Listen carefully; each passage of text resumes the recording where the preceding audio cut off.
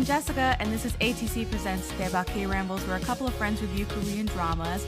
And today I am joined by my very special friends, Nas and Ori from the Seoul Sistahs Podcast. Hey! Oh my God, I am so excited for you guys to finally be on the podcast. I guested on your pod not too long ago for the business proposal episode, and that was so much fun. It feels like a long time coming. Like you guys were meant to be on this podcast too as guest hosts. I adore you guys. Definitely check them out if you haven't already, guys. They're amazing. I think if just in case people don't know like who you guys are, do you want to give like an intro and like what's like your favorite K-drama genres or like your favorite K-drama if you guys want to do that? Okay. Yes. Naz, you want me to take a stab and you fill in? Yep, you go for it. So me and Naz, our long story short, we fell in love with BTS separately. Somehow or another, Naz randomly messaged me. Me and her knew each other from church. Long story. We started talking about BTS, and then Naz was like, "Do you watch K-dramas?" And I was like, "Yeah, I guess." And by that time, my first K-drama was My Holo Love. I watched that. Don't remember it. It's a running joke on our podcast. I don't remember it. But yeah, so me and her kind of bonded over our love for K-dramas, and then a year later, we're like, oh, all of these K-dramas, we listen to ATC, we listen to a lot of different of the K-drama community. And we were like, well, why don't we do a podcast? And me and Naz for a couple months kept saying that, and nobody ever did anything. We didn't think we were serious. Yeah, so almost, 2 years from that conversation we're podcast left. But yes, my first one was My Holo Love. First K-drama, don't remember it, but we'll be rewatching. Okay, soon. But My Holo Love is good. That's a really good K-drama. That's what they tell me. I don't remember. Damn. Okay. Yeah, you would think that she didn't watch the show at all. Like, you would think like she has no memory of it at all. And I'm like, why don't you remember this person, this scene? She's like, nope. I have no recollection. Oh man. All right, Naz. Yes. So my first K-drama was Romance is a Bonus Book. That's where I got introduced to Lee Jong-Suk. So he's like a special place in my heart because of that show. But yeah, that was my first drama, and like, I don't know, it was love at first sight with K-dramas from that point. I was like, I love this. I'm never leaving. Like, I literally only want to watch K-dramas. Like, I just loved it so much. So yeah, that was my first one. Okay. Yeah. Lee Jong-Suk in that is very cute. It's a Nuna romance. And yes, I'll tell you, there is a bit of a scathing blog review from myself, yours truly, on the site because mostly because I have a background in publishing. And so all like the publishing stuff that happens in that show, I'm like, this is bullshit. Like, I was like very upset. It's lies. Like, they are misrepresenting the industry. Like, this is nonsense. So yeah. I'm sorry, guys. It was like a personal thing. You're just like, this is like, not accurate, and I do not appreciate it. Yeah, like, I don't know. It wasn't for me. But anyway, I'm gonna do a little bit. I know. I'm going to do a little bit of housekeeping real fast. If this is your first time listening, go ahead and subscribe on your favorite podcast app. You can find us on Apple Podcasts, Spotify, Google Podcasts, and many more. And if you like us, please give us a 5-star review on Apple Podcasts or Spotify. And of course, you can come check us out on social media to stay up to date on our latest episodes and reviews. You can find us on Twitter, Instagram, Facebook, and TikTok at ATC Daebak Pod. And lastly, if you're a fan, please consider becoming a patron. It's a great way for you to get involved and show your support. And you can get extra content. Like, come on. For as little as $2 a month, like, please. You can check out the page on patreon.com/alwayscriticpod. And big shout out to our patrons, Janet and Curtis. Love you guys. Okay. Yay. Okay, so now we're going to get going on this drama we all watched while you were sleeping. Yay. Okay. And record timing. Finally. Okay. Yeah, no, because everyone's talked about this drama to no end. And I feel like I've been left out. Yeah, same. I haven't watched this drama. So I'll share why I avoided it after like all the stuff I'm about to say. So I'll read the synopsis, get through the cast and all that, and then we can share our thoughts on While You Were Sleeping. Okay. The My Drama List synopsis reads, a young woman with bad premonition dreams meets two people who suddenly develop the same ability. Nam Hong-ju lives with her mother, a widow who runs a small restaurant. Jung Jae-chan, a rookie prosecutor, and his younger brother move in across the street. Since Hong-ju was young, she has had the ability to see the good and bad events before they happen. However, she is unable to do anything about them. One day, Jae-chan has a strange premonition dream about an accident involving Hong-ju and Lee Yoo-bum, a ruthless attorney who used to be Jae-chan's tutor. Jae-chan decides to interfere in the course of events and ends up saving the lives of Hong-ju and Han Woo-tak, a young police officer. When Jae-chan, Hong-ju, and Woo-tak then start having dreams about one another, they realize that their lives are now somehow entwined. But can the three discover the reason that they were brought together, and can they prevent the people closest to them from getting hurt? I don't know. We'll find out. Okay. Dramatic reading by Jess. Yes, I love the dramatic. Do you? This was really long. I'm sorry. That's basically episode 1. All right. So, While You Were Sleeping originally aired from September to November 2017. It's 16 episodes long. It's directed by Oh Chung-hwan, and he's directed a bunch of stuff, including My Love from the Star, Doctors, Hotel de Luna, Startup, and currently Big Mouth, starring Lee Jong-Suk, of course. So currently airing drama. It is, it's thundering outside. I hope you don't hear that. Anyway, it is co-directed by Park Soo-jin, and she's directed Why Her, Dr. Romantic, and they co-directed Doctors together from 2016. While You Were Sleeping, it was written by Park Hae-ryung, and she wrote Startup. She wrote Pinocchio. She wrote I Can Hear Your Voice from 2013, and she wrote Dream High from 2011. I've talked about Dream High like in almost every of these episodes. I feel like it comes up a lot. It comes up so much. Why? I don't know. Wow. I'm noticing a trend. Yes. So basically this writer and these directors have worked together before.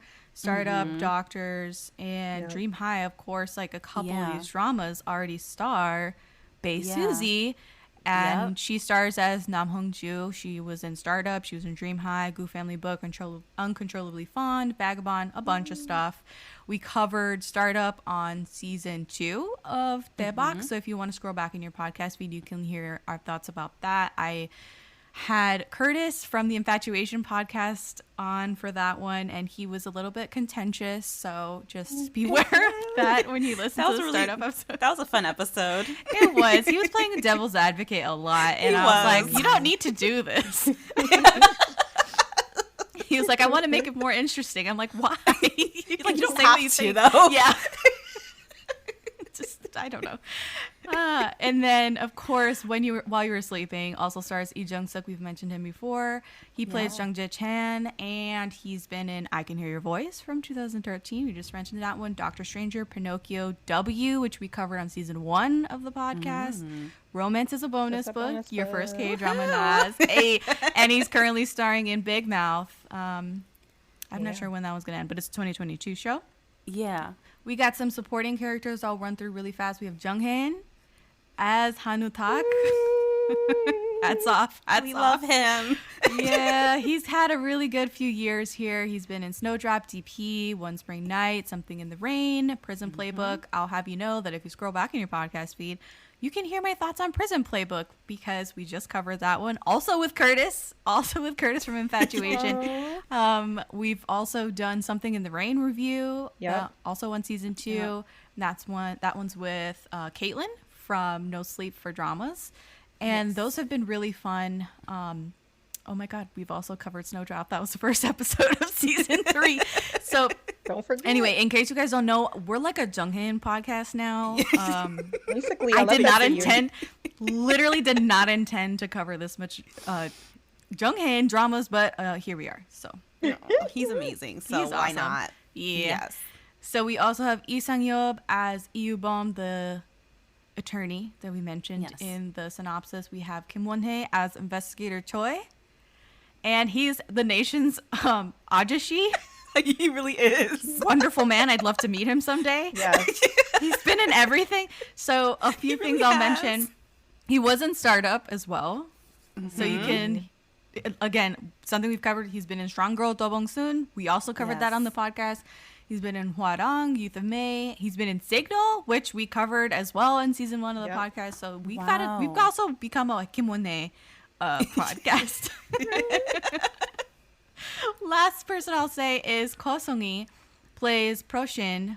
Shin Hee-min is her full name in the drama, and she's the star of My Hollow Love. Hey, Ori. I don't remember. I asked Oriel if she remembered her. I was like, that's the main girl from My Hollow Love. Don't you remember? And she was like, no, I don't remember. Damn, bro. I'm sorry. Okay, so this Poor is My Hollow Love. Poor My Hollow Love. I feel so bad for it because it's a very good drama, and she doesn't remember It's really anything. not, yeah. Oh, it's not that bad. Okay, so all this being said, we've come to the end of our cast, and whoever's behind the lens, what did you guys think of While You Were Sleeping? Naz, you go first. We don't have to go all at once. It's okay. Okay, I'll go first. Okay. Yeah, so, okay, so I thought the show was good. I would definitely recommend it to people. Okay. It has all the things that I like to see in a K-drama because it has comedy, it has drama, it has like a sprinkle of romance. I also loved like the episodic nature of it. Like every few episodes you're kind of exploring like a new situation and a new story, and I really like it when dramas do that. And of course, like I thought the cast was so good, and the cast had like really great chemistry with each other. But yeah, I thought it was like a really good show. I would definitely recommend it. It's just, I felt like as the show, there's a but.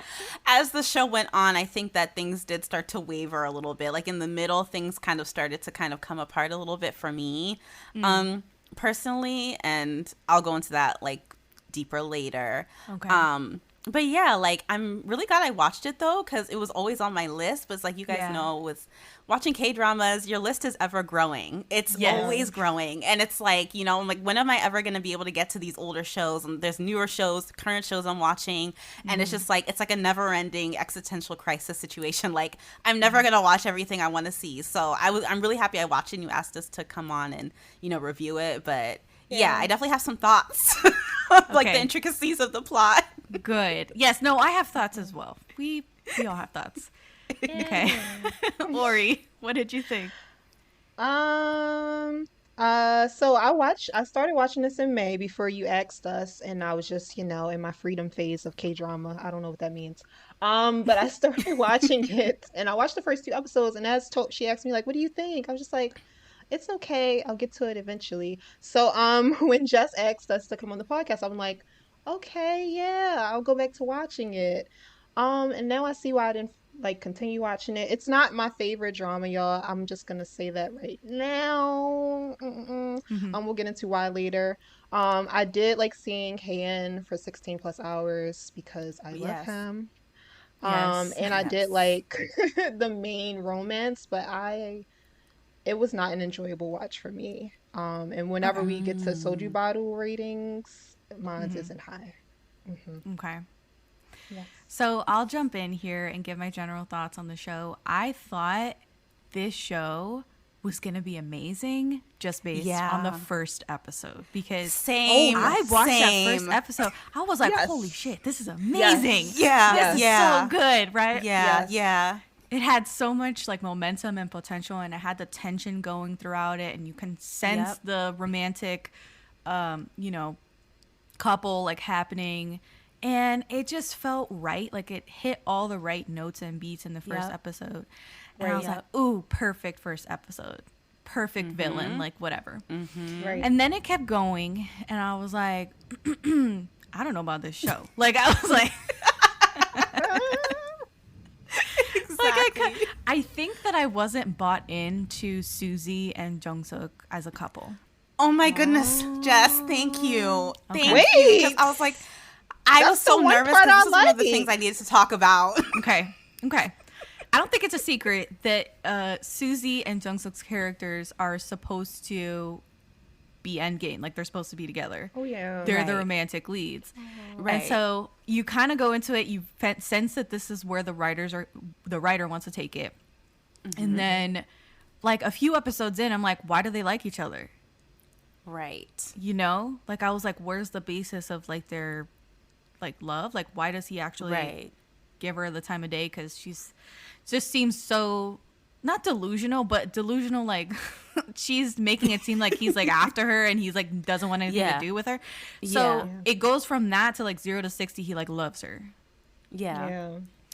So it didn't seem believable to me, and that's saying something when it's a fantasy show about like them having like premonition dreams and crap like that. So I thought they had a really good villain, and he kind of sold the last few episodes for me because he was like a recurring like villain in all of these episodic trials and cases that they're trying to solve together. And then it's like where's the through line? Like how does this wrap up and end? Like how does he get his comeuppance and all that stuff? Like that comes into play in the final few episodes. So for most of the show I was trying to recast Suzy because I hated Suzy in this role. I was like, I sang her praises so hard in the startup episode. I was like, I was actually kind of impressed like with Suzy in this episode, in this show. Then I get to this show and I'm like, why is Suzy like? It's just Suzy. Like all I could see was Suzy, and I couldn't see her character Hongju. And I feel like she was just overpowering. You know, her presence was just so overpowering in the show. Her celebrity was overpowering. And I wanted someone with less like baggage, you know? And like I just didn't like her delivery of certain things. It just seemed like she wasn't doing anything different. And she has that, like when she gets very excited or whatever, she always has the same cadence for her line. She's always like like it's always in that cadence when she gets very excited, if she's upset or whatever. And I'm like, oh, that's like such a Suzyism. Like I don't want that anymore. So I was very distraught by her. And I recast it in my head to maybe Hansoi from My Name or Nevertheless, like that actress, because I wanted something a little harder for the character because she's seen so much, you know, in her dreams, and she has this guilt and she puts blame on herself. And so I'm like, I want to see a little more of that tortured like persona versus she's very like happy-go-lucky sometimes and like takes things bubbly. Very well and is very bubbly. And I'm like, I kind of want a little bit of a darker personality, more edge to her. Exactly. So I thought of Hansoi or Kim Tae-ri, who does a really good job balancing both the light and the dark aspects of this character, which I was like, I think we need someone with like that vibe, you know? So that was my recasting that I did for Suzy. Yeah, that... I have a question. So you guys... So comparing Suzy's character in Startup to While You're Sleeping... what did you guys think? Because for me, they seem like the same person. Exactly. And I think that's what was like throwing me off. Like, I forgot what her name was in Startup, but it's okay, it's whatever. Like Suzy in Startup. Yeah, but and Suzy in Startup and Suzy in While You Were Sleeping. I was just like, I feel like they're the same character. Yeah. And that was throwing me off as well. And I'm like, but I felt differently if I had like some time, like a little bit more time between when I saw Startup and when I saw this, or if I never saw Startup. So I was thinking about that too. What did you guys see any similarities? Can you say the same thing about Jong-Suk though? Because I was telling you how his romance and It's a Bonus Book kind of was the same character to me, like the jokey and then like really serious. But I don't know if that's just how the characters are written. I'll say this, I'll say this, that I think that he is doing much the same as some of his other characters that he's starred in, and. I'll say this, that they're not demanding much of these two actors, right?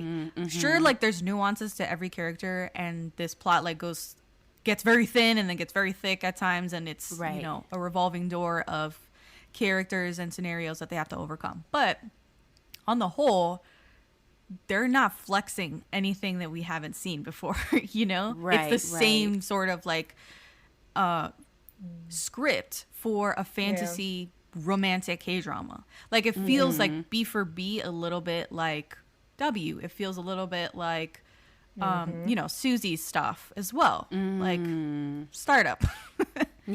And I don't think it's a coincidence because we got the same writer from Startup. We had the same, one of the same directors from Startup as well. Right. So, like, they're playing to Suzy's strengths, but at the same time, we've seen this strength already. Right, right. Yeah. So I feel bad. And again, like, Lee Jong-Suk is currently starring in Big Mouth, which, again, one of the directors is on Big Mouth. That's true. So it's, like, too much, like, intertwining that it doesn't feel they fresh. Collaborate a lot. Yeah. They've collaborated with these people many times before. So, and I will say, like, I feel bad that we saw Startup first because this came before Startup. This came 3 years before Startup. Right. So if we had seen it in order, I kind of still feel like we'd probably say the same thing. That we'd be like, well, I'm not really sure, like, why she's playing the same character. It feels like the same thing. And I think it's done on purpose. Like, they want this vibe. Playing to the strength. Yeah. That's a good point. So I felt with Jong-Suk, though, it was only, I've only seen Romance's bonus book, of course, but I felt like in this role, I saw more sides to him. I saw, like, especially, like, the comedic side of him, because I didn't see, like, a lot of that in Romance's bonus book. So I was like, oh, I didn't know that he could be so loose and silly. Yeah, he's a little goofy. You know. Yeah. So I was just like, oh, that's new. So I was just like, okay. But it is, like, there are elements of, like, you know, his character here that are similar to Romance's bonus book. But I guess that's why those directors really like them, because it seems like they've done a lot of, like, projects with those two actors. I'm like, they really like Suzy and Lee Jong-Suk a lot. If you look at Big Mouth, I haven't seen any of the episodes, but in the promos and some of the clips that I've seen, he is balancing that, like, really harsh, dark, you know, vengeful kind of character with the more goofy, light side of a character. So he's doing, again, like, the same thing that he's doing in this show. And Big Mouth came out, oh my god, I can't do math. 3, 4, 5 years. It's coming out 5 years after While You Were Sleeping. Right. Yeah, this is a good conversation to have, because I feel like people, if they like Startup or if they like one of these other dramas, you can come to this drama and get more of the same. Yes. Right. But if you're like us, we're probably wanting something a little different. And I think that's what we're getting at here, is that we weren't thrilled, we weren't surprised, we weren't, you know, given a new journey. Right. It's exactly. Just repackaged. Exactly. Yeah. It's exactly. I think that's where, like, the, I guess, the discontentment is. It's just kind of like, all right, it's kind of like more of the same type of thing. Right. Yeah. For sure. That's true. Okay, question that has nothing to do with the plot. Well, it's kind of to do with the plot. Have you guys ever had a vivid dream, and what was it? And or to, you know, piggyback off that question, have you ever had a dream that actually came true? These are really good questions. I'll go first, because I have this question in the back of my head already. Yes. So I had a friend. This didn't happen to me, but a friend of mine was, like, good friends with another girl, and she dreamt that the girl was pregnant, and she, like, hung out with her not too long after the dream and was like, man, I had this really vivid dream that you told me that you were pregnant. And the friend was like, and she was pregnant. Wow. Amazing. I don't know what she, like, sniffed it, how she sniffed it out or how it happened, but, like, it was true. I have never had a dream come true on me. I would freak out if I ever did, but I tend to have very vivid dreams. And when I have them, I just, like, blurt them out, like, whatever it was, and then I completely forget about the dream. So I went to my sister and was like, I have told you every single crazy dream that I've had. Like, what were your favorites? And she listed 2 of them. So one is very quick. I don't know why we were sleeping in the same bed that night, but she was like, we woke up, in the morning. And I was like, man, I had this crazy dream. And she was like, what was it? And I was like, I lost my retainers. And she goes, where did you lose them? She goes, and I go, on the Titanic. On the Titanic? My vivid dream was that I lost my retainers on the Titanic. On the Titanic? So they're sitting at the bottom of the Atlantic. Oh and my then gosh, Jess. The other dream that I really like, and she reminded me of, was I told her this whole freaking dream that I had. I watched the Steve Aoki documentary. You know, the DJ or whatever. The producer. So Steve Aoki documentary. It was very interesting. And then I went to sleep. That night I dreamt this really, really intense, vivid dream where Steve Aoki was my cousin. And we went to his house. It was me and my sister. We went to his house to like hang out and stay and all this stuff. And he was having this big party. And there were like buses out front, like bringing people in and taking people away. And I was like, I don't think we should stay here. Like it's too, like, essentially we were leaving because it was like too much going on. And Steve Aoki was literally came out, was like, where are you guys going, like whatever. And I woke up and the feeling was still within me, like deep set. I was like, I woke up and I thought Steve Aoki is my cousin. Like literally I was like, Steve Aoki is my cousin. You never know. No doubt in my mind. So to this day that was do we need to call ancestry? Like, could this actually happen? There's like zero chance that Steve okay. Aoki are really zero chance. No. But anyway, to this day, like every time we see like a Steve Aoki thing, we're like, oh my god, our cousin. Our cousin. Based on this stupid dream I had, and I recall it like even now. I'm like, I have this deep feeling that I'm cousins with Steve Aoki. I cannot. Stupid. Like, I'm actually crying. It's so random. Oh my god. Okay, Ori, while Nas finishes crying. Right, recover. Yeah, do you have any dreams? If y'all, I mean, I feel like you guys probably already know this about me from listening to the podcast. I don't have really good memory. But I feel like I'm like the same like you, Jess. Like if I listen to something before I go to sleep, I'll like dream about it. So I think me and Naz are on like a 17 K-pop type of spiel. So I would listen to their music and then like just something random with them, like nothing involving any members, but it would be like I'm listening to their song in my dream and then I'll wake up. Something really weird, but I don't think I've had anything come true or like anything that I really vividly remember though. Dang. Yeah. All right, Naz. Do you have For me, honestly, my dreams, like, I can't really point to one dream because my dreams are so random and they just don't really make any sense. It's like a lot of scene changes and just like flying and running in slow motion. Like honestly, like just weird stuff that I don't know where it comes from in the morning. I'm like, what was that? Like it's just, I honestly, I just have weird random dreams. Like, and I can't point to one in particular that I'm like, I'm trying to think of what I dreamt about last week. I'll say I had one a really more scary that dream I had. last week, but don't. Go for it. Okay, this is another stupid dream. So this was when I was like a teenager, I think, and I was playing guitar at the time, and I in my dream I was trying to get my guitar case with my guitar in it into the trunk of my car, and I had a Mazda 3 at the time, so it was like kind of a little bit, I had to shimmy it in because it was a big guitar in the small car.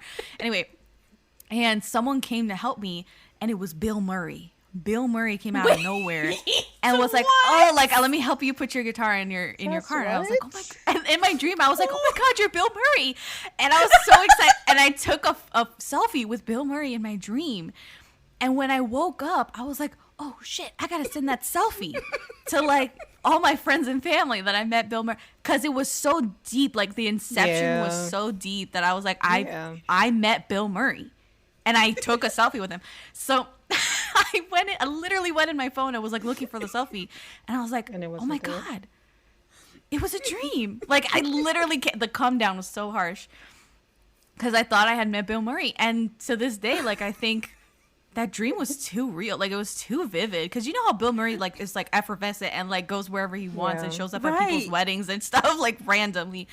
So it's like within reason that like Bill Murray would have been like in this parking lot that I was trying to get my guitar in the car and all this stuff. Wait, but were you watching something with him in it? Like how did Bill Murray appear in your dream? There was no provocation. He just appeared. He just appeared. Anyway, we've gone on a little bit of a tangent, but that's okay. I initiated it. Do you guys, I feel like this show reminded me of like other TV shows and movies that had like a similar plot line. I was trying to like figure it out. So here's what I came up with. Okay. This is what I came up with. I'm like giggling already because these are so stupid. Okay. Other TV shows and movies about premonition/dreams. So we have the movie Premonition with Sandra Bullock. Right. I was thinking about that. Yeah. We have Butterfly Effect with Ashton Kutcher and Amy Smart. That movie's scary. That movie effed me up. Okay. Yeah, I can't see that. Like that. We have That's So Raven from the Disney Channel. Oh my gosh. Mm-hmm. Classic. We have the character Alice Cullen from Twilight who can see into the future. Oh yes. That's Naz's favorite movie. Yes. My favorite movie series. Is it? No, okay. No, she hates it. Jess was about to be like, God, whoa. I legit was like, oh shit. Be like, you really oh, like no. the Twilight Saga? Okay. She do not. She does not like it. Okay. We'll leave that at the table. So we have also Minority Report, which is like a dystopian future with Tom Cruise where he's arresting people based on crimes they haven't committed yet because of the precogs and all that crap. Like it's like really interesting. But Minority Report. And then the last two, I like couldn't stop laughing as I wrote them down. So I'm going to try and get through this without laughing. We have Next with Nicolas Cage and Jessica Biel. Okay. I've never seen that movie. Good. Don't watch it. It's terrible. Okay. It's terrible. So he can see a few minutes into the future, but he's a magician in Las Vegas. Like that's how he uses his skill. But with Jessica Biel's character, the, female lead or whatever, he can see farther into the future. And like all of this stuff happens where he's trying to like stop an apocalypse from happening. Oh gosh. Yeah. I know people have feelings about Nicolas Cage stupid. movies. It's literally the worst movie ever. But I remember it because it was so stupid, right? It was so like dumb. Okay. And then lastly I have Deja Vu with Denzel Washington. Oh yes. Where he like Jess, goes I have one back too. in time. Oh yes, for sure. What do you have? Final Destination, because that movie, all of them. Oh my gosh, wrecked me. I cannot go Final past a truck Destination. on the highway because of that movie. Yeah, I think I've only watched like 1.5 of the, because it's like they have like multiple movies in that franchise, like the Final Destination franchise, and they're all like really gruesome, crazy deaths. That was a good one, Oriel. That was good. It traumatized me. Perfect. Okay. Is there anything else that you want to add before I talk about the OST and then we can give our scores? No, I don't think so. Okay. So I love this OST. I don't know how you guys feel about this OST, but I love it. It has actually 2 songs from Suzy and 2 songs from Jong-Suk on the OST. Oh, Okay. I didn't know that he sang too. Me Wow. Yeah. And then my favorite song is the one from Henry, which is all in English. Oh, Henry love. That one's You're the right time at the right moment. Okay. I like that one. That I song like that is one. so cute. I love it. Oh God. And I will like actually say that when the song came on the first time, I was like, God, this sounds like Henry. And then I go look in the OST on Spotify and I was like, yes, it's actually Henry. It is Henry. I was like, damn, I'm so good. That's how you know you're in deep. You can figure out who's singing what. Yeah. The voice. I know that voice. All right. What did you guys give this show out of 5 soju bottles? Okay. So I did 3.5 out of 5 soju bottles. Okay. Wow. Okay. Yeah, so I thought it was a good show. I just didn't think it was a great show. And like you said, Jess, the first 2 episodes for me, I was like, wow, like This is I good. don't remember what episode of our podcast where I'm talking about it, Oriel, but like we're talking about how we like just started the show, and I'm just like, wow, like this is the best show ever. Like the first 2 episodes, I was like, this is amazing. Like this is gonna be one of my favorite shows. I just know it. And then like as things went on, I was like, okay. And I was kind of bummed because I was expecting more. More, but the things they did well, they did really well. Yeah. But yeah, like I definitely have some qualms, but like I I thought it was like a good show. I don't think it's a great show. It's not like, I wouldn't call it like a favorite of mine. So that's why I gave it like a 3.5. I kind of like put it kind of like in the middle of the road, and like if I had to rank all the dramas that I've ever seen, like it'll kind of land somewhere towards the middle, because like it was good. I'm glad I don't regret watching it. I have no regrets because it was on my list, and I think it's kind of like one of those shows that like you probably should watch, but it wasn't a favorite. So yeah, so 3.5. Okay. No, I kind of broke the rules with mine's, Jess. You may side on me. Yeah. I gave it 2.89 soju bottles. How many is 8.9? I don't know. Wait, what? I couldn't decide between 2.5 and 3, so I was just like 8.9 sounds right. Okay. So that's how I got there. That's good. I'm gonna go with 3. I'll give it 3.5 stars as well, Naz, because it had. Here's the thing. My sister asked me today, because she watched the last 2 episodes with me, and she was like, "Do you like this show?" And I was like, "I do and I don't." Right. And I told her if I had watched this a few years ago, I would have loved this show. Like, I would have been right up my alley.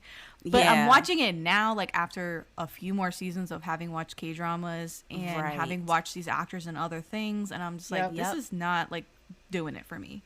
Yep. Right. So I feel bad because I know for a fact that I would have eaten this shit up, like, in 2017. Yeah.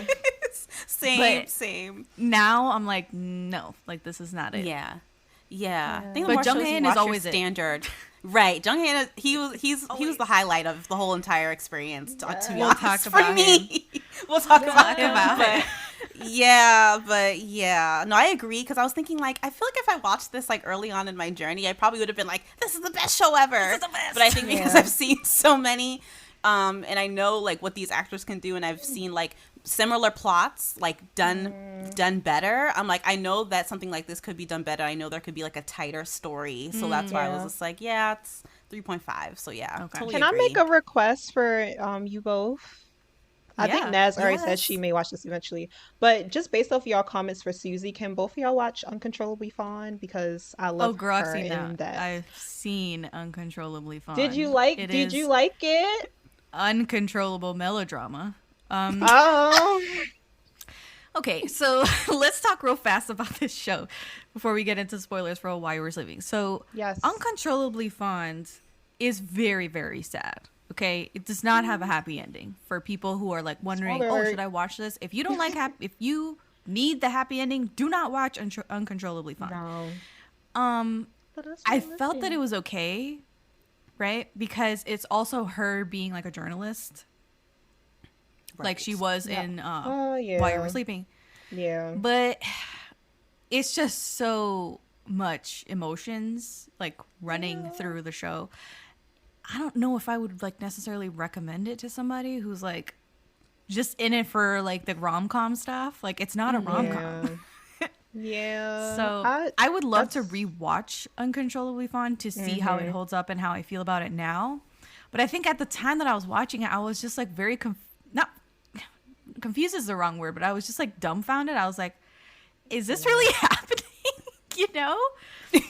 I was like, what is going on? This is getting way out of hand. And then you're just like, okay, I guess like that was the show. It was just like everything all at once. Yes. Oh, that's like my top. I think it's my top 2. I think it's 2 or 3. I love that drama. Like it was number 1 for a minute. I love that drama so much. I love like soaking in emotion, but then I need something happy after. But I like being in the emotion. Like the same thing with not Rain or Shine, Just Between Lovers. That's really like a lot too. But I don't know. I just liked it, and then the ending, I was just crying, and I was like, oh, good. Oh my goodness! Okay. Well, I mean, there's some crying bits in While You Were Sleeping as well, but we're gonna turn ourselves completely loose on the spoiler side. So if you're ready, let's do it. We're gonna head into spoilers right after this. Excuse me, 뭐라고? 괜찮아.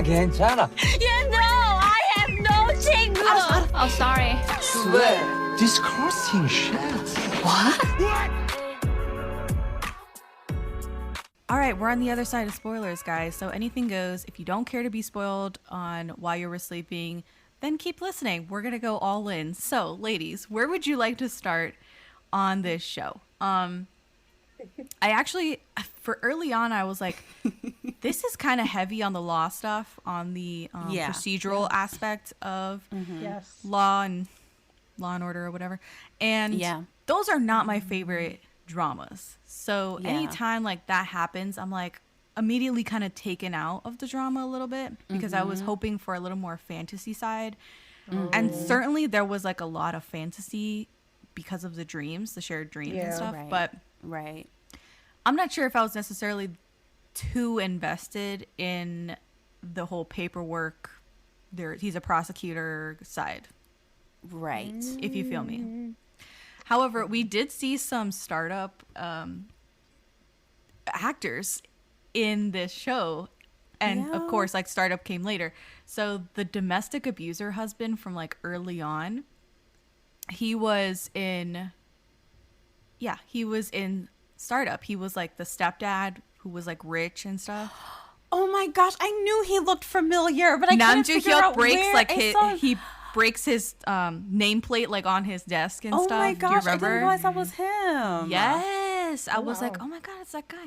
And then obviously Kim So-hyun from Love Alarm is in this show. Love Alarm. She makes like an extended cameo. Love Alarm sucks. Don't watch Love Alarm, people. Terrible. Run far away. I know. Run. Don't walk away from Love Alarm. Okay. So I think that the bus explosion sequence, do you think that it's some other like kid? And it's not. It's her as a child. Yeah. And it's like an extended flashback for her as a kid. And you think it's like a little boy, but it's not. It's her. That's a big reason why I didn't like Suzy in this role. Because can I imagine Suzy getting like a pixie cut and wanting to be a baseball player and passing off as a boy and stuff? Like, no. Yeah, they didn't really dive into that, really. It was just kind of like, so did you just have like a tomboy phase? Exactly. Or like... She had like a tomboy phase and it never came back around to like sell us on this idea that like Suzy was a tomboy and what like she doesn't really follow baseball anymore. Like, what's the deal? Like, how did she go from like gung-ho, I want to be a baseball player, to now she's like a very voracious journalist? Right. So no, I would totally agree. There's like no connection to them. I guess because of the trauma of her dad dying and like the bus explosion and the dreams and stuff. Like, but again, like it doesn't. Like, why was it so extreme? Like, she cut her hair. She was like dressing like a boy, and she wasn't correcting people when they were like, "Oh, that little boy over there." Like, she didn't. Right. She was like, whatever. Right. So that was a big hiccup for me. She let Jay Chan like punch her in the face, and that was okay as well. Yes. Right. So that was okay as well. Punches her as a child, and she just she was like, "Yeah, I needed that." Like, what? Right. It's just like, huh? Like, oh man. So I think that I don't like how they started having dreams about each other, and that it seemed like this supernatural phenomena was like contagious. Yes. Yeah. So because she had never saved anybody up until that point with using her dreams, that nobody else had started dreaming about her because they didn't know that they weren't saved by Suzy's character or whatever. Yeah. Right. But it's not until Jong-Suk's character saves Jung Hae-In's character that Jung Hae-In's like feels so much gratitude towards him that he starts dreaming about him. Right. And then at the end, everybody has dreams. It's like, you get a dream, and you get a dream, and you get a dream. Like, right. I thought that there was no, like, sure there was logic, but it was not very sound logic to me. Because everybody started dreaming about each other. And there was, like, no surprises. Like, the stakes didn't seem that high at one point because everyone was, like, having alternate versions of the same scenario. So it was like, okay, you have one scenario, I have the other half, and, like, let's put it together and, like, solve this thing. So it just felt very easy and convenient writing wise to have everyone just start dreaming about each other because they've just felt so thankful to the other person who saved them. Like, for what? And then why did Jung-Suk start having dreams so much later in life? Like, by that logic, he should have started having dreams immediately after she saved him. Since he was younger. Yeah, since they saved each other in the flashback when they were younger. Yeah. Just so much, like, why? Like, it doesn't... I didn't like it. I also wish they, like, explained why Hongju was having dreams. Like, they never explained, like, why she has premonitions. Exactly. It was just like, was she just born that way? Like, it didn't seem like her mom ever had them, so it was just like, it didn't talk about her dad having them either. Right. So it's just like, well, what happened? Yeah. So I wish they explored that a little bit more too. And then director Choi, was he having dreams and he just wasn't interfering until later, and he felt like, that's exactly what exactly. Because he just waited like 20 years. He had, and his first like dream or whatever was about his own demise. Which is like, how do you deal with? He seemed very calm.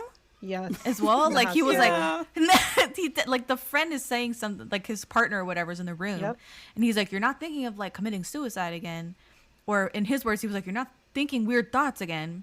And he's like, "No, I'm not thinking of that. My end is much later." So he knew that what he had seen was a premonition and was like totally fine that he had seen his own death in a dream. Yep. We're not gonna talk about that. Like, there's nothing to unpack here. Like, what? He literally just like, I knew this was gonna happen, and this is the choice I made. And it's like, okay, like you were having dreams too. Like, it was so much. It was so much. It felt like they were just, they were trying to write themselves out of like loopholes and like, okay, well, they just had a dream about how they're gonna die in a burning fire inferno. So how do we get them out of that? Oh, so and so now has dreams. Right. Like, dumb. It was dumb.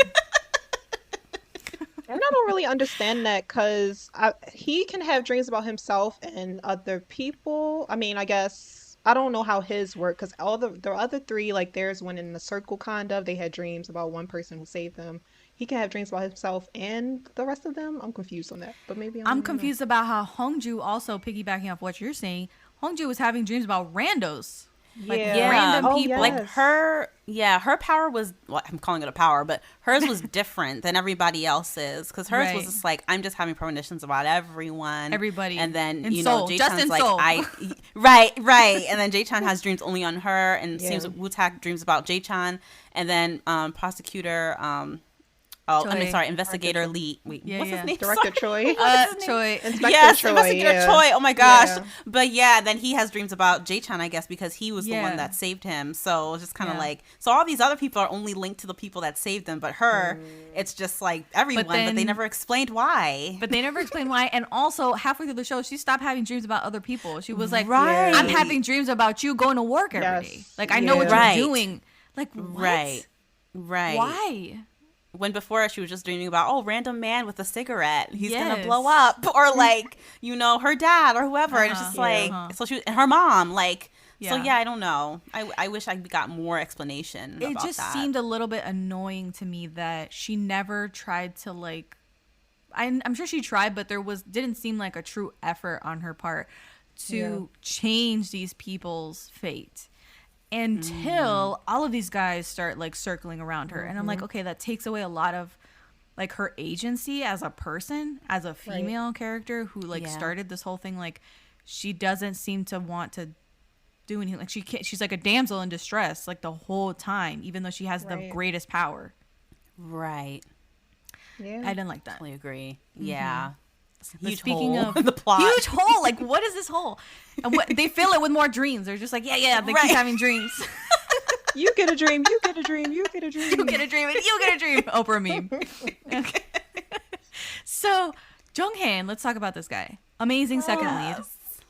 Oh my goodness. So precious. He has a freaking corgi. This is the first time I've ever seen a corgi in K-drama. Me too. First time I've seen a corgi in K-drama. Why is it so cute? And he has like a lot of like superhero and like Batman paraphernalia. Like, he's always like wearing a Batman cap or a Batman shirt. Not always, but towards the beginning of the show and the end of the show, they have him like wearing like the superhero stuff, right? Yes. And I found that so endearing and cute. And he's genuinely just wants them to be okay, and there's no effort on his part to try and woo her or try and cause issues in their relationship. He was just like silently loving her, and there was something so genuine about that, because a lot of the times you have a second lead who at some point turns like slightly like villainous or tries to cock block the main couple obsessive, in some ways. Becomes obsessive, a stalker or whatever, and he wasn't like that at all. He was actually very chill. Right. And I feel like in real life, if someone has a crush on somebody else and they see no avenue for like pursuit or whatever, and they're feeling like their feelings are what's the word? Not reciprocated. Unrequited. Unrequited, that's it.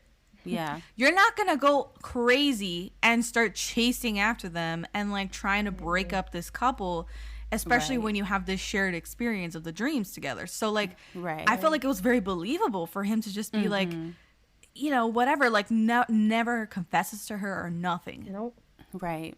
She was oblivious. It just makes him the better second male. Like it makes him the better man, you know? Yeah, absolutely. I do have to talk about, since we're on Utak, can we talk about episode 8? I don't know if you have specific notes for this, Jess. Okay, let's go. Episode 8. Yes. So, he got stabbed.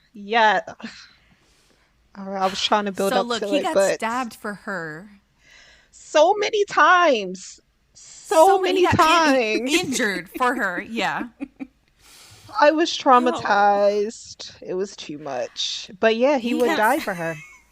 He would die for her. Literally would die for her. So here's the thing. He got the date and time for from what's his face's dream. What's his name? Oh my god, let me get his name. Jae-chan. Yeah. He gets all this info from Jae-chan's dream, and then deliberately walked in first and tries to stop the bad guy. And he like holds on to his legs and like tells her to run and all this stuff. Like he's buying her time.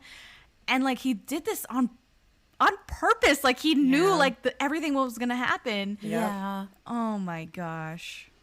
But we get a really good line out of this, because they both of them feel really guilty. Like Jae-chan and Hongju feel extremely guilty about what happened. And we have this line that says like, only cry for a little while. Only blame yourself a little while. In return, don't forget it for a long time. Yeah, he like, of all the second male leads, he's definitely on my list of favorites. He was such a precious little soul. And it's funny because like in a lot of like K-drama like lists and compilation videos and stuff like that, they always talk about like, oh, like the shows that gave us like the worst second lead syndrome, and they always mention this show. And after finishing the show, I was just like, I understand why like people love him like second male lead, but I didn't necessarily I don't know, like I thought we were gonna get like a lot more of him, because I was like, the way that people talked about the second lead syndrome, I thought that he was like coming on strong, like he was professing his love, like I thought he was gonna be, you know, laying it on really thick, but he was so chill. So I was just like, oh, like he's super chill, but it's just like his character and his heart that it just like, it literally just makes you love him so much. His character was just the sweetest guy, like, and you were just rooting for him the entire time, and he never overstepped his boundaries. He never tried to cross the line. He never tried to like take her to the side and be like, hey, Hongju, I just need to tell you that I like you. Like, you know, he never did that. Like, and, you know, like, and I don't know, like, it was even like, I guess towards the middle of the show, I was thinking like, okay, like, I mean, clearly he has a crush on her, whatever. But then I started kind of doubting in the middle, like, does he really have a crush on her? Because, like, I don't know. He's so chill about it. But then towards the end, I feel like they kind of crammed all this stuff in, like, with, like, him taking the pictures of the shadow and everything. So I was just like, okay, like, I wish there was, like, a little bit more of this, like, sprinkled throughout, because it was really cute. But, yeah, Even, he's definitely a fave second lead of mine. I think that, and they kind of circled back and showed the actual scene of him taking a photo of their shadows. And I was like, they could have just done that throughout. Like, they should have had that stinger of him, like, doing something, Secret like, you know, doing something for her. Right. Or, you know, secretly, you know, doing XYZ. Because it would have helped that second, like, lead storyline a little bit better. And kind of bridge some gaps. But we only got that one stinger of him, like, taking the shadow photo of them, which was like really cute. Like, it was so cute. that and was very innocent. adorable. Yeah, like he's just like, oh my god, we actually look really cute as shadows because it looks like she's leaning on my shoulder, and then like boom, she takes a photo, secret, and she can't recognize her own freaking shadow, and it's, Right. She's like, who's that? she's stupid. Like sometimes you're like, oh yeah, she's smart. No, she's stupid. Let's talk about how stupid she is. Okay, so look, Oh my goodness. final episodes. Oh. I don't know why she insists on meeting Attorney Yubom by herself multiple times Yeah. when she knows from the very first episode that he's dirt, he's trash. Yeah. He frames her Yeah. for murder in an alternate, like basically Yeah. alternate reality because that ended up not happening. And she loses everything because of him. And Yeah. still she decides, oh, I'm going to like meet up with him and like talk with him without Yep. any sort of like precautions. And again, it comes back to bite her in the final episode. He drugs her, gets with the serial killer, tries to kill her. Like he's like expecting her not to make it so that he could spin the story however he wants. Yeah. Like what the hell? Like what the hell was she thinking? Yeah. It was just I don't like- know why she would put herself in that situation. Yes. Why would you put yourself in that situation? You knew. You knew. She's so trusting. Ugh. It's like, why is she a damsel? She knows better. anything for the story. She's Anything just like, for I the have to story. save the day. Oh So my god. reporter Jean. She's like, I gotta go scoop it out for myself. Like, Can we talk about and Yo I- Bone go though too? Because I know we'll Yes. get into him, but I have some thoughts on saying Yo. Okay, that performance, he killed it. he killed it. One of the best villains I've seen in K-drama. Yes, Really I agree. sinister. I he agree. killed it. Yeah. And they gave him I a little totally bit of agree. like remorse because every time he would have some sort of trial go his way or not go Yeah. his way, he would feel guilty and go to the bathroom and like scrub his hands trying to Yeah. wash himself of like, you know, the dirty deeds that he's been doing as an Yeah. attorney. And like, I don't know if you've you know, interacted with attorneys and the defense attorneys at all, but my mom works for a law firm and she's worked for law firms like her whole career. And so I've been in and out of like law firm offices.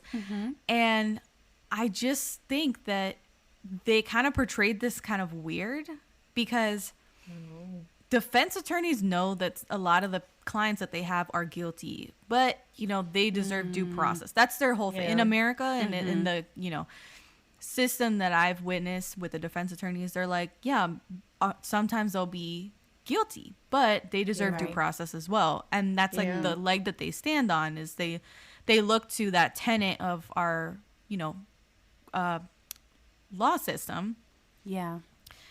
to get through kind of like a morally gray areas, I guess is how to put it. And he wasn't coming at it from that angle at all. Like he wasn't like, Right. well, even though they're guilty, like they deserve to have their day in court or whatever. No, he Right. was like, yeah, like I'll get you out of it. Like, like he Right. was like straight villainous. Yeah, he was evil. He was terrible. Yeah. He played the heck out of that role. Like, I was like, wow. Like, Didn't you just want to slap he- him the whole yeah. time? Right, because you really can't stand him the entire time. And Yes. but like, just to kind of piggyback off of what you were saying, it's just like it did show that like, okay, like you do have a conscience because Yeah, you do he knows feel what bad he's that doing you're is like wrong. getting people off for like, and basically literally going to every time he like would refute the prosecution with literally something he made up, like a reach, like such a far reach. I would just roll my eyes and be like, "Are you kidding me?" Right. I was like, "Are you serious?" He was like, "Oh yeah, like." The guy didn't die because of falling. He died because of the autopsy. It's just like, are you kidding me? Like, what's wrong with you? Think about it. Like, right? Exactly. It's like, think about it. Like, horrible, God. horrible person. Yeah. But he played the heck out of that role. It was the first time I've seen Sang Yeop in a show. So I was just like, Yeah. wow. Yeah, he's let me see. He's been in Eve. He's been in Shooting Stars as a cameo.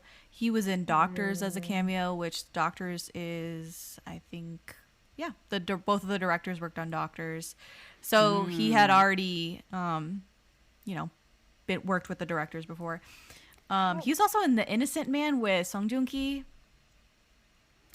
I think Is that's that a it. show or Song movie? Joong-ki. No, it's a show. from 2012. So I really liked. Throwback. No, it's a throwback, and I really like that show. I don't remember who the hell his character was, but he was in that show. You're like, he was there. I don't remember. He was there. I don't remember, but he was there.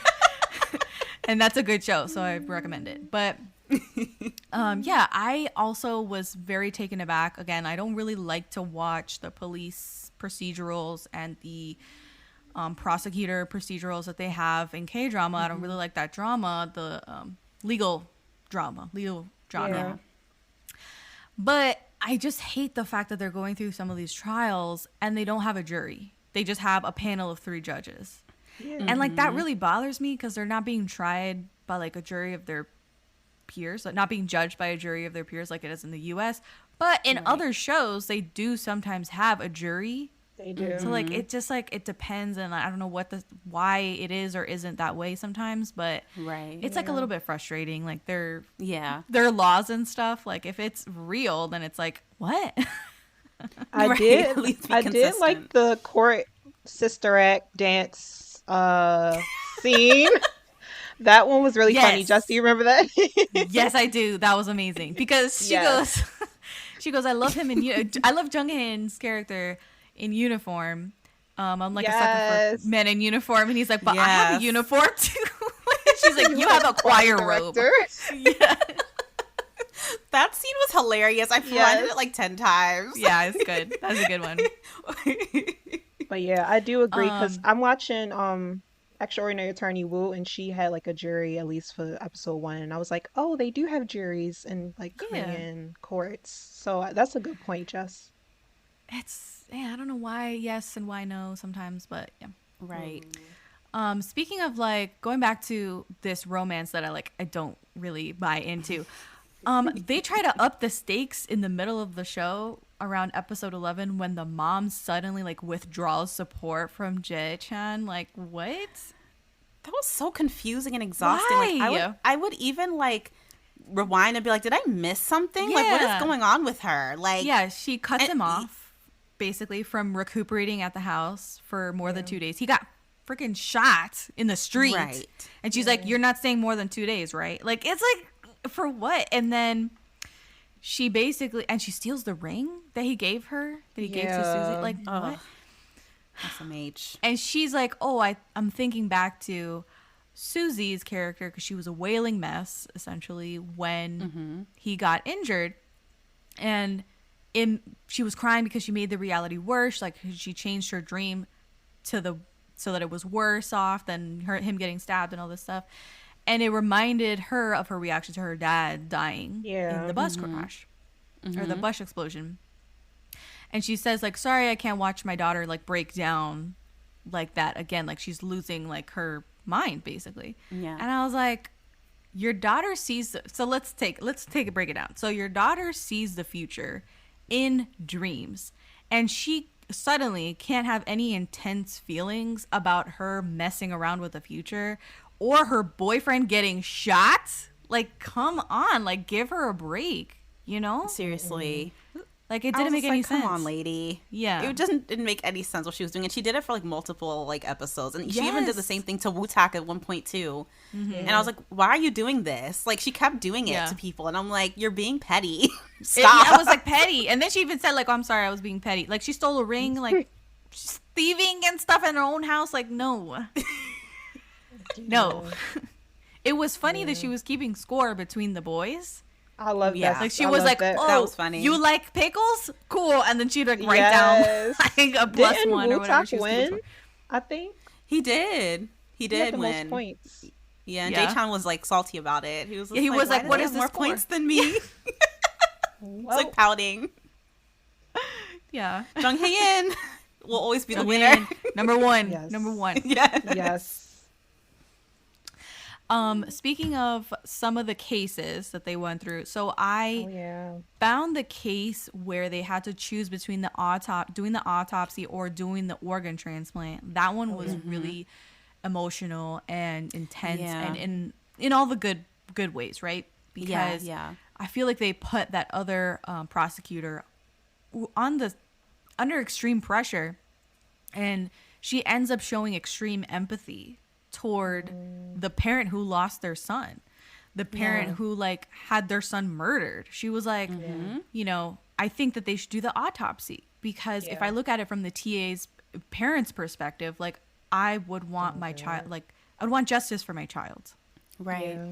And it was, I think that kind of thing should have been explored a little more. Like maybe some of these stories should have had that like angle where someone else has to make the decision, yes or no, to do XYZ, because it seemed like that was more meaningful than Jae-chan making the call. You know what I'm saying? Yeah. Right. Yeah. Right.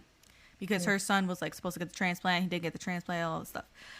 It ends up being like not an issue because they do both at the same time, the transplant and the autopsy. And I was like, okay, that was a little bit of a letdown because like you want it to be one or the other, but they end up doing both. So I'm like, okay. There was a lot of that in the show where it's like, oh, we have this like dilemma, and then like they choose a very obvious like alternative that's like, it ends up falling flat. Yeah, like everyone gets a win-win throughout the show. Yeah, That was the beginning of her love story, though. The other prosecutor and the other prosecutor's love story. They had the better love. They had the way better love story. Yeah, they were super cute. They had the best cute. love story. Yeah, they start dating in the office and stuff, and like, you know, he's very supportive of her when she's going through all that stuff with her child. Right. In a medical emergency, you know, like this is serious stuff, and he's there for her, and he keeps her secret, and he's advocating for her. So it's way better of a story for them to get together than for our main couple to catch feelings and get together. Yeah. Wait, so quick note about the prosecutors that got together on the side. That scene when they're in the elevator was really funny because like she was like really sad about like what's going on with her son, and he was just like, yeah, like don't worry, like I won't say a word, like I'm really tight-lipped. And he was like, if I wasn't tight-lipped, I wouldn't tell you that prosecutor shit is a Buddhist and prosecutor so-and-so gets fillers. I was like, what? He started spilling some cheese there, and she got distracted and was like very excited about this like cheese. In Spanish it's chisme, so that's why I say cheese. Yes. Yeah, no, he started spilling the tea in there in the elevator. Yes. She was like, what? She was like, what? It took her really mind funny off to of me. it. Yeah, it Yes. broke her, you know, she was so fixated on the transplant and her son and stuff, and he was like, did you know that so-and-so gets fillers? And she was like, I beg your pardon? It was really funny. Yeah, it was. Cute. Okay, I want to go back to Jae-chan because, I'm sorry, Jung Hae-In's character, because his big secret, I'm looking around to make sure no one hears this. It's a big secret. He's colorblind. Blown. Y'all, that was the most... I was waiting for something else. I was like, something else is coming. Right. Same. Like, I could not wait to hear you guys' thoughts on that. Because I was like, is the big secret that his friend was going to reveal to the world? That he was colorblind? His friend was being tried for murder. And he was like, I'm going to tell your secret. And I was like, all right, bet. Let's hope this secret's juicy. Sweetie. He just can't see red and green, okay? Like, it was not that serious. He was colorblind, and that meant he couldn't be a police officer, which I get that. He was going to lose his career over it. But at the same time, like, in the context of this whole show, like, we have murderers, you have the fucking serial killer in the final episode, like, what? He's colorblind, and that's the thing. That's the thing. That's the thing that's going to bust this whole case wide open. Like, what? I was like, what is this? I was so confused. It was so weak. It was so weak. And my sister was like, because she saw the last 2 episodes, she was like, so I guess it follows that principle, right, that you always talk about. And I was like, yeah, it's Chekhov's gun. If you introduce a concept or, you know, in this case, Chekhov's gun, if you have a gun in the scene, by the end of the scene, you have to shoot the gun. So in this case, they had the colorblindness. And at the end, the colorblindness comes into play. Right. He, again... Like I said, it ends up being a win-win. He reveals that he's colorblind on the stand. He does not lie and perjure himself and loses his entire career, and still the case is won. It's not a big deal in the grand scheme of things. And I was like, what a again, guy. there it is, this writing that's like, oh, it's got to be one or the other, A or B, and then they're like, how about H? Like, they're just like, let's choose something else. Like, and it's not a big deal. Yeah. I'm so frustrated. No, that was wild. I'm so frustrated with that. Yeah, it was weird. And also, like, I get that it ended up kind of coming back around with, like, being able to identify the umbrella and everything. But that could have been entirely left out. I don't like, that was not... I was like, did he kill someone when he was, like, a teenager? Like, what did he do? Like, I wanted it to be... Yes, I wanted it to be salacious. I wanted gossip. I wanted tea. I got water. And I was just like, he's colorblind, like, no. And I'm like, you're literally being accused of murdering somebody, and you're like, well, I'm gonna tell everyone that you're colorblind. Like, what does how does that make any sense? With the dramatic music, like, well, I'm gonna tell everyone your secret, and then to find out that secret is being colorblind, I was like, that is actually ridiculous. It was like, you could have chosen 20 other things that would have been better than colorblindness. Because it was like equivalent of like, oh man, like, I'm gonna take you down with me. I'm gonna tell people that you had braces. Like, what? Like, of all things, I had orthodontics. Like, no. It was that, like, out of left field. It didn't make sense. Oh man, oh man. It's so stupid. Like, literally, that's what you thought. Like, Paquerion, get it together, girl. Like, you had she had a better time in Startup, better time in Dream High than she did with this side plot of him being colorblind. Yes. Oh my God. All of the twists in the show, they didn't land well with me. So this was one of them. I was like, yeah. Like, the big reveals kind of like, that was kind of the trend, like, for me as well. Just kind of like, it ends up falling flat and you're just like, that's it? Like, Exactly.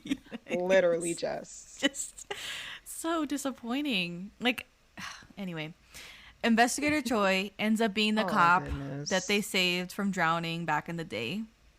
Of course. Like, it had to be somebody that we had seen before. Right. Oh, it's true. Yeah. How did they not recognize him though? I just didn't get that.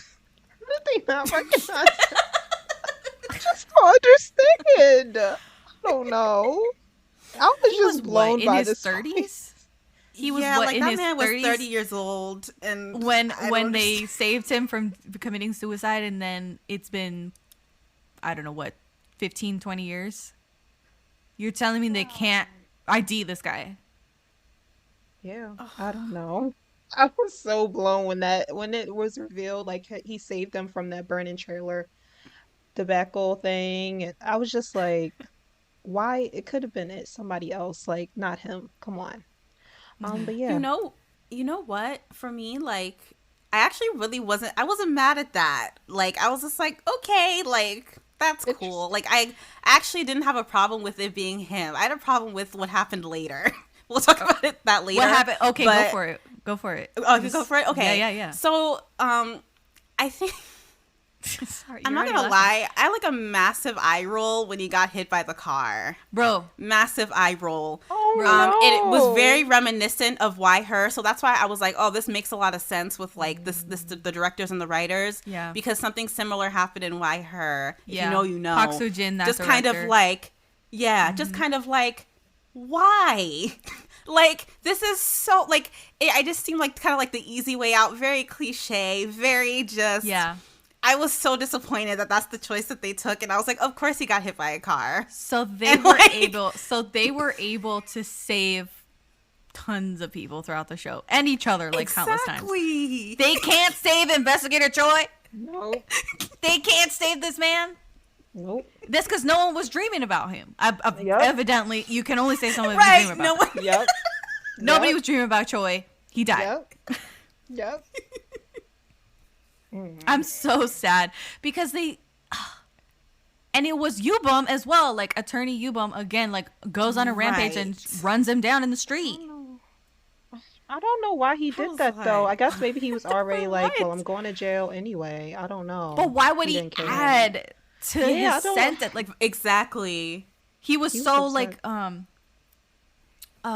what's the word? he was so intelligent about like what to do and what not to do throughout the entire show. He was not trying to incriminate himself. Right. Even during the last bit of his trial, he was like, you know, I'm innocent. I didn't do this, whatever, maintaining his innocence. And it wasn't until like his CEO or his boss, who again we'd never seen before, was like, you know, Fulano's gonna be here next time. I'm not gonna be your attorney. Yep. And he found that so offensive and like maddening, I guess, that he just like went off the rails when Investigator Choi was like, don't run, just admit your guilt and like deal with it. Like you can probably get a lighter sentence if you just admit to what you did. And again, that was apparently so awful that he runs him over with his vehicle. In my mind, it was just the writer trying to come full circle, because in the first episode, you have that dream where he runs Jung Hae-In over in the street, the hit and run. So they were like, okay, well, he has to actually fulfill the destiny somehow. So then he runs over Investigator Choi instead. Oh, wow, Jess, you a genius, girl. You really are. Did I crack their genius? Yeah, that might have been their logic as to why they did that, but it was a horrible choice. Horrible choice. Like, that was terrible. The same thing happens to, what's her face, Suzy. So Suzy's character ends up in a coma in the first episode. Yeah. By the last episode, she's getting through a coma as well, which seemingly wasn't even that bad of a deal for her health-wise, because she comes out of the coma, remembers everything about the attempted murder, the color of the umbrellas, she's walking around, doesn't need assistance, no brain damage to speak of. She's fine. Wow, Jess. We're both just in shock. You figured it out. You figured it out. Wow, Jess. Wow.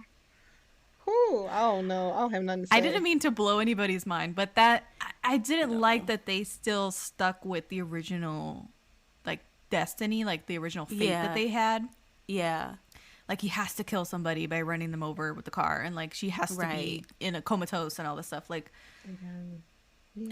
just doesn't make sense. You didn't need it. You didn't need it. It wasn't necessary. Or because also, ultimately, it also sells the idea that like they could not fix the fate, you know, that's over all of them. Right. Yeah. It kind of makes me think about, like, you know how like time travel movies or like even like Avengers and stuff, and they're just like, well, if we change stuff here, it's gonna change stuff there, it's gonna mess everything up. So I was wondering if like any of the things that they changed would come back around. So girl, you cracked the code, you figured it out, because I didn't. I didn't even think about that. But Oriel, that was a good point what you made about like why oh my goodness, I'm gonna call him Sang Y'all, but I don't remember. U-Bomb, sorry. U-Bomb, he hit U-Bomb. Yes, he hit Investigator Choi, like, because I was just kind of like, why? Like, it's like logically speaking, like, why? Because you're already in trouble, like you're already going down. So it's just like, well, you're going down with me, or is it just like him just trying to like just seek revenge or be like, you blew up my spot, like you exposed everything, like it just didn't make sense logically. He didn't even seem that upset, like, after he parted ways with Choi. He was just like, ugh, and, like, stalked off to his car, and you're just like, yeah. It's like, ugh. Yeah. Okay, conversation over, we're done. Like, he's going to jail or whatever. No, he comes flying through with the car, like, and then he doesn't even, like, actually commit the hit and run. Like, he doesn't run. He sticks around. They catch him. He just sticks there. He's like, I did it. He doesn't go very far. Oh, goodness gracious. Show. Here's another qualm that I have. In the last couple of episodes, they introduced a serial killer. I knew immediately that it was a female serial killer. There was no doubt in my mind that it was a female. I don't know why, but I was like, it's a lady. They're looking for the wrong person, whatever. They have the wrong MO. And sure enough, it's a lady. And the reason why she started being a serial killer and killing off the people in the hospital ward was because she was basically jealous of them for getting better while she was, you know, getting through her illness and wasn't getting better and all this stuff. What was her illness? This really, really irked me. Oh my goodness. Her illness was Crohn's disease. Yes. It's not funny, but yeah. Yeah. Okay. It was definitely a facepalm moment. I was like, Crohn's disease? That you can live with that. I know somebody with Crohn's disease. Of course, they avoid certain things. Of course, it's painful for them sometimes, and they get that they have like lapses. But as far as like, should there be open lesions all over their body and face? Like, Why else? no. Right. What the hell was that? What was that? They like got the symptoms of Crohn's disease all wrong. All wrong. I was like, you can look this up. Like, it should be. She was like, oh, they took out part of my intestines. And I was like, okay, I can understand that. Like, that's it falls in line with Crohn's disease. But then she was like, couldn't move. Like, she was laid up in bed with all of these like facial lesions and stuff all over her body. Like, why are we having open sores? If she had any sores, that would be on the inside of her mouth. Like, it was like, right. Yeah. Like, they didn't even do like the basic like due diligence to look up this disease and like figure out what would make sense. I wish it was like something more drastic, like cancer, you know, in that respect. Like, maybe they were like, it can't be cancer. Everyone does cancer in K-drama. Yeah. Let's do something else. Right. And they chose Crohn's disease. Yep. It was bizarre. Like, that was another anticlimactic moment. It was just kind of like, to find out that it's this lady that was bitter that she was sick and other people in her room were getting better. And no one thought to suspect her when all the other people in the ward died? Yeah, it was just weird. It was just like, okay, like, that's why she did it. But then, like, I also don't really like how they molded the story, like, around it, because, like, the random guy that, like, stole cell phones and like him having a daughter like that passed away 10 years before, I was like, this was not necessary. Like, why? And that being the lead up to like the lady, it was just kind of like, what is this? Keep going. There's more. I know there's more. Oh my god. Guy's son and stuff. I didn't like when they were switching the umbrellas with people. Then all of this stuff with the son and then the guy who like was falsely accused and stuff too. Just build upon everything you said, Nez. Just, all that whole thing. It's a mess. Lazy. It's lazy. Yeah. You know? And then Investigator Choi said that Yubum had the same birthday as his brother, his younger brother that, like, died. Oriole's face. Sorry. Every single thing is like, it's just like, what the heck? No, honestly, nothing was making sense towards the end. I was like, because I mean, I thought I was crazy. Dies, like, it was. I thought I was too many coincidences, over and over and over again. And K-dramas are built on coincidences. I get it, but this was too much. Yeah. It was. And there's a way to do it well. Like, we've all seen dramas that, like, kind of have this kind of similar thing going on. Like, there might be a mystery, there might be a crime, whatever, childhood connection, whatever. But, like, it can be done well, and it can be done in an intentional way and not just a whole bunch of randomness and just, like, lazy coincidences. Like, we've seen it done well to kind of see how they kind of constructed the story. It was just kind of like, this is not up to par. I would say if you want to watch something that's like a fantasy story that has some sort of like time element or, you know, trying to fix events that are not so good from happening and that sort of thing, I would go with either Signal, which is a police procedural. Okay. Ooh. Excellent drama. Definitely recommend it. That's on my list. Or if you want, watch it. Or if you want to go more romance, you could go with Tomorrow with You. Which stars... Oh, that's on my list too. Yes, I know. What's the guy's name again? I love him. The guy that was on Lee Jae-woon. I love him so much. I loved him from Moon to Heaven. I was like, I love you. He's beautiful. He's such a good actor. Stunning. Such a good actor. Great actor. Highly recommend. No one talks about Tomorrow with You. It's so good. So those two I would definitely recommend for if this, because we've really shat on this show. I so don't want to recommend love it. They love it. Yes. I know. Okay, what were some good things about this drama? I know we're coming to an end. We're kind of wrapping it up. But, like, what were some good things about this drama that you liked? Well, I'm like, you know, on the other side. But I like the romance. Like, one of my favorite scenes was, like, after the whole stabbing thing, and they both met at like the little pond park area, and she was crying, and then he gave her his tie, and she was wiping her tie with her tears. I was like, y'all are really cute. Maybe in another drama with a different like writing team and stuff, them two try it again. I felt like they were really cute. when they were together. And just for me, I thought they were cute. Don't know. Yeah. I know you guys. I agree. I think they had a lot of cute moments, like really cute moments. Like the tie, like the crying, the diving stairs for the tie. Like the kiss in the rain, and just like their rapport, which didn't actually with each happen. Other. Right. Or not the rain kiss. I'm sorry. The, the cherry blossom kiss, which never happened. It was right, just that in didn't a dream. happen. Yeah, but the rain kiss happened. Yeah. Yes. So the rain like kiss was they definitely had some cute moments, but hopefully we can talk about their chemistry like a little bit after this, but because I do have some issues. Okay, but no, like I think they did a have some cute really moment sweet as well. moments. Yes, Yeah. I'll name a sweet moment, and then we can talk about their chemistry. So, Okay. I liked that he watches over her on her way to work. And he's like, oh, I'll take you to work and all this stuff. And he leads her across the street when she's really scared to return to her job because, of course, she saw her demise and she was wearing the SBS like uniform or whatever. And she was like, I can't go back to work. Otherwise, I will eventually die on the job. Yeah. And, you know, she was very scared. And he leads her across the street and sincerely says that, like, yeah, I'll take you to work every day if that makes you feel at peace.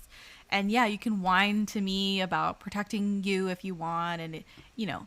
He lets her hug him, and it's just, he's catching more feelings toward that point, and it felt like that moment was very important for them. So I like that a lot. Okay. Yeah. Oh, one more thing. I just have like one more sweet moment. I loved whenever they did like kind of like the juxtaposition between when they were kids and when they were adults. So the scene when they were at the funeral hall for Inspector Choi's funeral. Yeah, they kept cutting back and forth. Yeah, that got me a little choked up. I'm not gonna lie, I was a little choked up from that scene. Yeah. And also like the scene that they had when after Jae-chang got shot and like she was like at his bedside and they kind of like did the same thing, like kind of like a little flashback when they were kids and kind of like the child version of them, and that was really, really sweet. Yeah, but the funeral part I did get a little choked up a little bit at the end, but that was sweet. Oh, sorry, one more thing, this other sweet moment, but this is Han Woo-tak and his son Bae. That I almost when they're cried saying in goodbye that at the scene. end. Yeah, I almost cried in that scene. Yeah, like that I was literally like going like this. Like I was like, oh wow. I agree. That was very emotional because he's saying goodbye to his longtime partner, and the partner like kept the secret. He knew he was colorblind the whole time and was like helping him out. And like he just says like very poetic things like because he refers to the emblem of the like the police badge or whatever, and he's like, this felt so heavy on me, but I like did it, you know, anyway, and I, you know, wanted to be a good, you know, police officer or whatever, and it's just like, now he's about like, to then cry I can for real. take it off now, and like, oh. You know, that was the one scene in the whole show that I was like, you got me. Like, this is good, and you know what? I think if Jung Hae-In cries, I cry. Yeah, like he's a good crier. He's a good, like, you're like, oh my god, he's about to fall over, like he's just so overcome, and I believe him. Like every time he's like crying or wailing or whatever, and that goodbye with him and his partner, I was like, bromance is alive. Like this is beautiful. Like it's more emotional than like anything else that happened in these. Yeah, that was the most moving part of the entire show for me. I was like, yep, this is it. I was like legit like not okay. But yeah, yeah, it was good. It was good. Okay, chemistry between the leads. Rapid fire, let's go. What do you guys think? Now I'm thinking back, I do agree with you guys. Because I was thinking, like, in the beginning, she was really clingy. And then she stopped being clingy. In the next episode, he was in love with her. And I was like, but you were mad at her for being clingy. Then you became clingy. How did you fall in love with her? Was it the dreams? Was it because her mother told you to go with her? Like, what happened? Yes. Yeah. Yes. That's like all. there was. yes, exactly. I don't know what to say, but it was like just yes. Like there was no. Where did it come from? Like why was he suddenly not annoyed with her being clingy and like assuming that they were in a relationship and that he liked her and all this stuff? Like no. She was Delulu for like 5 episodes, and then he was like, "Boom, I like you." Mm-hmm. For what? Why? And that's my pet peeve with shows when I can't figure out why the leads like each other. It's like, why do you like them? Why do you like each other? You can't. Yeah. No reason. No reason at all. Yeah. For me, it was something I was thinking about throughout the whole show, because I was like, something's off, and I don't know what it is, but something's off about this. I just and like I said before, like, they did have a lot of sweet moments. Like, I like the way that, like, the sweet moments were written and everything, but, like, it just wasn't consistent for me. It was, like, very up and down. Like, I wasn't getting that sizzle. Like, I wasn't getting, like, the fuzzies. Like, and I really wanted to, because I felt like on paper, like, they look great together. Like, you know, they're both very talented, of course, but it just I wasn't feeling it. And honestly, like, I feel like Hongju and Woo-tak had more chemistry. Like, I felt the chemistry between them, even though it was just friend chemistry or whatever, or he liked her or whatever, unrequited, but I felt like more chemistry between them. But I was not feeling the romantic chemistry, like, between Hongju and Jae-chan, like, at all. Like, sometimes I feel like, but for the most part, it was like not really. And like, they had great chemistry as like friends. Like, when the three of them were together, it was like the cutest thing. But like the two of them, I was just like, something about this just feels forced. It feels unnatural. Like, I don't know. Like, there was something about it that was just off. Yeah, and that sucks because their kisses were so good, right? Like, it was like good quality kissing, I guess. They were. And still, like, the chemistry wasn't there. And I would say that. Why are you guys laughing already? The good quality kissing. I've never heard that before. I've never heard that. So everyone makes fun of, like, the fisheye kisses or, like, the fish lip kisses, tie lip kisses in K-dramas. But, like, they didn't have none of that. So I was like, okay, high quality kisses. So here's my thing is that I'm going to trademark that high quality kiss. You should. You should, though. Make it your thing. You should. Yeah, no, I'll do it. Yeah. But we've seen Jung Hae-In, Lee Jong-Suk with other female leads, and he's had great chemistry with them. Like, let's look at W, for instance. I don't know if you guys have seen that one, but like, he has great chemistry with Han Hyo-joo in that one. Right. And it's kind of their chemistry that drives the whole show, because it goes off the rails plot-wise. But them two together, you're like invested in them. Shit, Ori's like, yes. Goes nuts. I have a side conversation about that. I have a question for y'all, though, and maybe y'all can explain to me. Do y'all think that maybe he started to like her because, plot twist, at the end he was suspecting who she was from the ball cap, so he was drawn to her maybe from that? I don't know. Maybe he started to put things together. Yeah, he had an inkling for sure. They made it seem like he was like, oh, I thought I was a boy when I was a kid. Yeah. and then he like sidles up to her at the bus stop. Again, like, it doesn't quite, like, there's something missing here, like connective tissue that we're missing between, like, hey, I thought that kid that saved my life as a kid was a boy. Like, where's the rest of your thought? Like, okay, I'm just gonna like go to work with her on the bus. Like, yep. Oh my god. You know. I don't know. I the way I took it was I thought she just wore him down. Yeah, you could say that as well. Like, that's the only kind of plausible explanation that I have come to as well, is that she kind of just like, between the dreams being unrelenting and him like constantly being like bombarded with them, and having to save her multiple times, and her just being, I guess, endearing, like this behavior I guess should be seen as endearing. He was like, okay, I kind of like you. Right. It's like, okay, we'll see how this goes. Like, she's showing up to your coffee shop and getting you coffee and waiting for you, and like just showing up wherever you are. You're like, okay, whatever. Let's see where this takes us.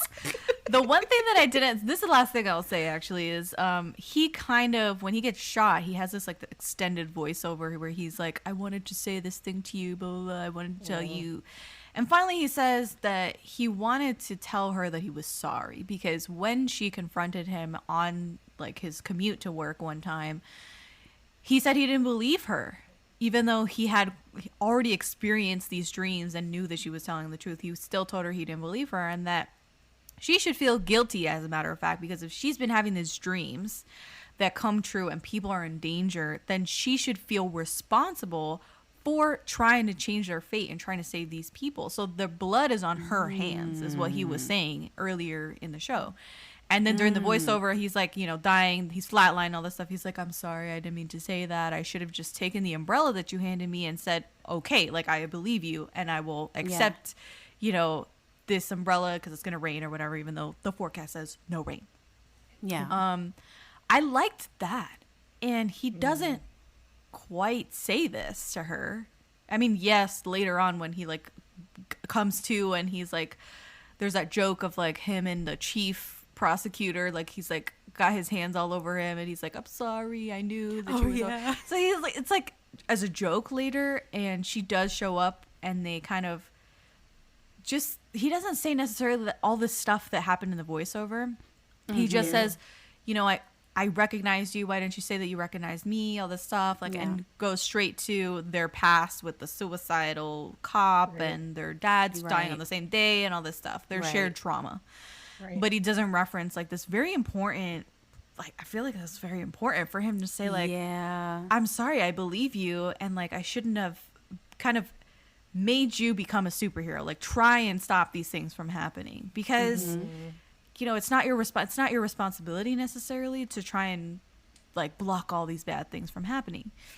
But then they also, like, he negates that by, like, yes, he tries to stop all these bad things from happening. Yep. So they still, like, fall into the trappings of, like, trying to, like, outmaneuver the dreams in the future. Right. Yeah, I agree. I wish that was revisited because that was, like, one of my favorite scenes until you find out that it was his chief prosecutor he was caressing. But I was like, are we gonna, like, go back to that? Are you gonna talk to her about that? It's like, okay, no, all right. It's kind of messy.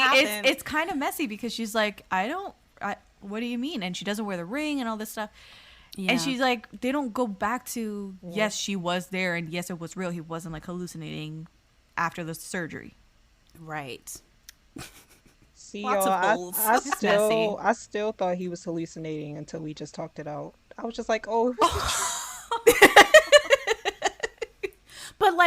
But honestly, like, that's valid, though, because, like, it got, like, that's one of my qualms, too, because, like, things got confusing a lot of the time, and you're just kind of, like, I don't even know what's real. It's like Inception. Like, it's like, I don't know what's happening. I don't know what's a dream. I don't know what happened, and, like, it got kind of became a lot to kind of keep track of, so, like, I could understand that, because that scene was kind of confusing. Yeah. Okay, I have come to the end of my notes, because I feel like if we'll just continue bashing this show. Oh no. Oh man, it's just so much. Oh, last thing I'll say, let me see if I can find it. The chicken guy who purposely killed his brother for the insurance money, that was Kang Ki-young from Attorney Woo, who is now, like, a big heartthrob now. Yeah. Wow.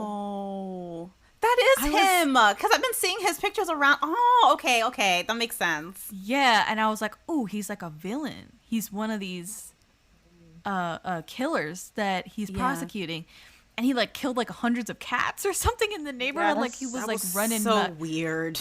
It was weird.